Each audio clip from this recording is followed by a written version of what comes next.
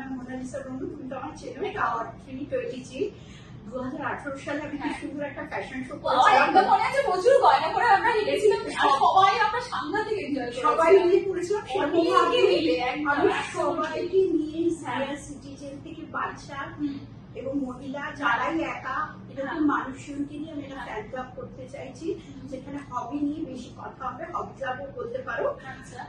সেখানে আমরা মেনলি নানা রকম যার যেরকম হবি সেখানে করবে, কেউ ইনডোর প্ল্যান্টিং করবে, তো কেউ ছবি তুলবে, কেউ